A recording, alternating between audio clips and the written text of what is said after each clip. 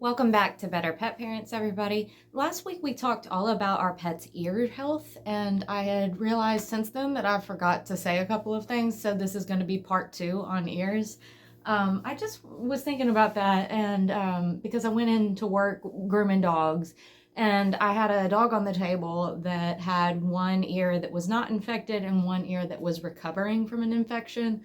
So I thought that this would be a great example to show you guys since we had just talked about ears. That one of the things you can do if you suspect one of your pet's ears is irritated is to compare the two. Now, I want to point out the obvious here that if both of your pet's ears are infected, this is not going to be the greatest example of comparing the two. So if you have two infected ears, they're both going to look irritated. But if you only have one and you're kind of not sure if your pet is dealing with an ear infection, one of the best things that you can do is just compare the two. So if you notice that your pet is pawing specifically at one ear or shaking their head and messing with one side, one thing you can do is just look in both of the ears and see if they look the same. So I'm going to show you a picture right now of what a healthy ear looks like on the inside. So with this dog, this ear is not infected. This ear is not inflamed. It's not dirty. The hair had been removed from the ear canal right before taking this picture, so it's not all clogged up with ear hair in the canal. You might have some trouble examining your own pet's ear canal if it is full of hair at the time of looking, but you can still tell with that surrounding skin in this picture and in your own pet, even if your pet does have ear canal hair in there, that skin is nice and healthy.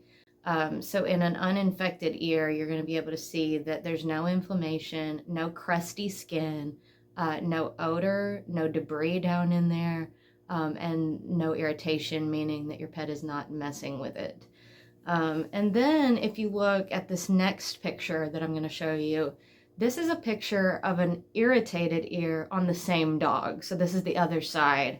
I'm definitely not making an example of this little dog in terms of pet parenting because he has amazing pet parents and they were in the middle of treating this ear. So it actually had looked a whole lot worse, and this was it on its way to recovery. But it still looked different from the healthy ear.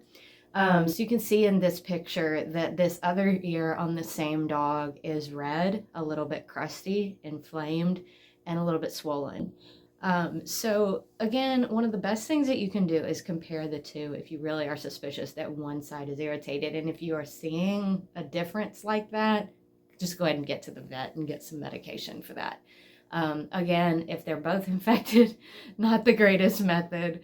But if they're both infected, I hope that this video can serve as an example of the types of things that you're looking for to determine whether a vet visit is warranted. And another thing that I forgot to mention in last week's video about ear health is the risk of hematomas. So if your pet has chronic ear issues and they're messing with their ears, and they're shaking their head a lot, one of the things that your pet is going to be at risk for is hematomas. So when they shake their head, blood can pool down in the ear and it forms a big bubble like mass, and that's blood pooled up, and it's called a hematoma. So sometimes we get hematomas when we get our blood drawn, and you can see that blood pools right there, and that's a hematoma. The same thing tends to happen pretty frequently in our pets' ears. A lot of times from them messing with it, shaking their head and causing that pressure to form in the bottom of the ear. And a lot of times that's something that is a chronic condition for some of these guys that they're going and having to make frequent trips to the vet for treatment. Some of these guys have such frequent terrible hematomas that they have to be treated surgically to get repaired.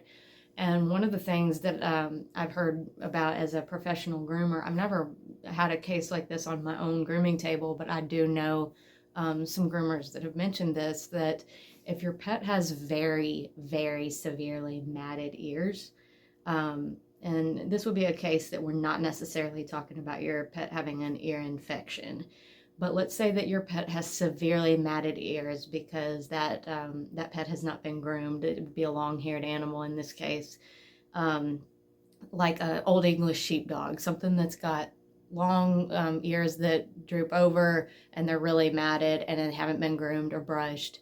And so a solid mat forms there around the ear. And when you pick up that ear, sometimes that can be so matted that that feels like a baseball in your hand because that's all the hair in one solid wad. Well, then let's say that you take that pet to the groomer and you're like a once a year type of grooming client in this case, and then that groomer goes to shave that off, that it's something to do with, you know, how constricted the blood vessels have had to be under all the pressure of all that solid matting, that when that comes loose, and that pressure is not on it anymore, then a hematoma can form because blood kind of rushes to the area. And so I realized, you know, in last week's video that we really didn't discuss hematomas at all. And I was like, okay, we're going to make a part 2 to the ear video. And that's what we're doing today, is talking about making sure that you're always comparing both of your pet's ears anytime that you're suspicious that there's some irritation, and that you're always keeping in mind that ear health is very important, not only for keeping infection at bay, but the prevention of hematomas. If you ever are dealing with a severe hematoma, that is not a good thing to be dealing with.